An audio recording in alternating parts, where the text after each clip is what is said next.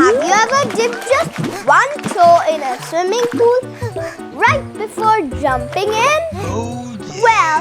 Well, guess what? Today's idiom is not about swimming, but it sounds like it. It's test the water. Test the water means trying something a little bit first before doing it for real.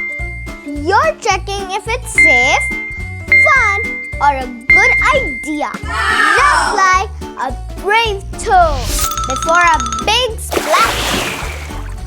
It's like sniffing a new food before eating it. Yummy, or yummy. pressing just one Lego piece to see if it hurts before stepping on it. Ouch!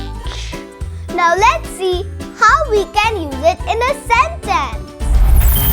Before joining the new dance class, I decided to test the water by watching one lesson first. Or, I tested the water by talking to one friend before joining the whole group. So, remember friends, no need to jump in like a cannonball every time. Oh, yeah. Sometimes it's smart to test the water first. If you like learning with me today, don't forget to like this video, share it with your friends, and subscribe to Vocab with Aileen. See you next time. Bye.